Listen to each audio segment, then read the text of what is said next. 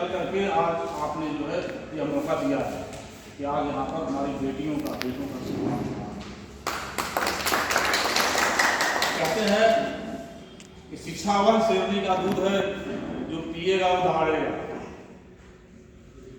तो मैं ये कहता हूँ कि इसको मैं एक उदाहरण के तौर पर समझाना चाहता हूँ। शिक्षा का क्या महत्व है, शिक्षा की क्या भूमिका है मानव के जीवन में। अगर हमसे और आपसे कोई ये प्रश्न पूछे कि इस संसार का सबसे अधिक शक्तिशाली व्यक्ति कौन होता है, तो शायद हम लोगों में से कोई ये कहेगा जिसके पास मसल पावर है, जिसके पास पैसा है,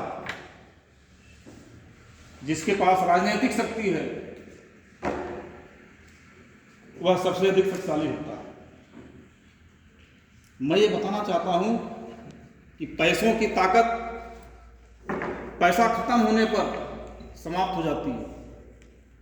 हमने और आपने बहुत लोगों को देखा है कि जिनके पूर्वजों के पास बहुत पैसा था, जमींदार थे, पैसे वाले थे, लेकिन आज उनके परिवार में ऐसे भी लोग हैं जो एक एक पैसे को मुहताज है। तलवार की शक्ति, अस्त्र शस्त्र की शक्ति जब वो पुराना हो जाएगा, जंग लग जाएगा तो खत्म हो जाएगी। एक राजा की शक्ति, एक राजा का सम्मान, जिस भौगोलिक सीमा का वो राजा होता है उसी में निवास करने वाली जनता उसका सम्मान केवल करती है, उसके बाहर उसका सम्मान नहीं होता। हम जिस भौगोलिक सीमा के राजा हैं, जिस देश के राजा हैं, जिस प्रदेश के राजा हैं, वहीं तक उसका सम्मान होगा। लेकिन एक शिक्षित व्यक्ति का सम्मान किसी भौगोलिक सीमा में नहीं बंधा हुआ है, किसी काल और दंड में नहीं बंधा हुआ है। उसका सम्मान भौगोलिक सीमा से बाहर, समय की सीमा से बाहर भी होता है। हम जानते हैं तुलसीदास जी हैं, कबीरदास जी हैं, तमाम ऐसे साहित्यकार हुए, कवि हुए, जिनका सम्मान केवल भारतवर्ष में नहीं भारत के बाहर भी होता है। वैज्ञानिक जैसे अल्बर्ट आइंस्टीन हुए, थॉमस एल्वा एडिसन हुए, जेम्स वाट, सबका बच्चों पढ़े होंगे आप लोग। इनका सम्मान केवल उन्हीं के देश में नहीं हो रहा, पूरी दुनिया इनका सम्मान करती है। और ये सम्मान के लिए कभी लड़ाई नहीं लड़े। इन्होंने अपनी प्रतिभा को निखारा और विशेषज्ञता हासिल की और इनका सम्मान पूरी दुनिया कर रही है। तो ज्ञान, शिक्षा वह शक्ति है जिसको न कोई चुरा सकता है, इसकी चोरी नहीं होती। बाकी आपका धन, आपकी जगह जमीन, ये सब चोरी भी हो सकती है। और भाइयों में इसका बंटवारा नहीं हो सकता है।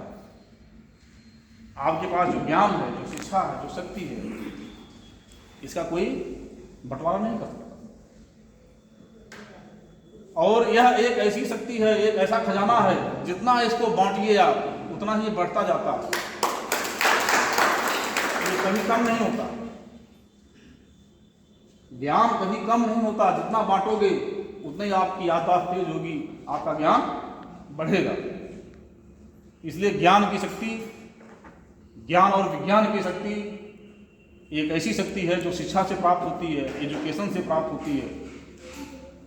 और उसका सम्मान समाज ही नहीं, समाज के बाहर, देश के बाहर आने वाला समय आपको युगों युगों तक याद करता रहेगा। आपका सम्मान युगों युगों तक होता रहेगा।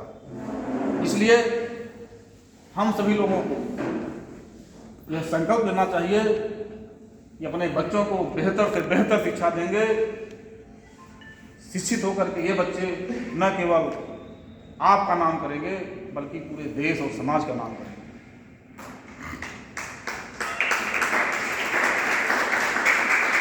कहते हैं कि an idea can change your life. एक विचार आपके जीवन को बदल सकता है। एक अच्छा विचार अगर आपके मन में आए बहुत सारा परिवर्तन हो सकता है। आपका ही जीवन नहीं, पूरे संसार का जीवन बदल सकता है एक विचार।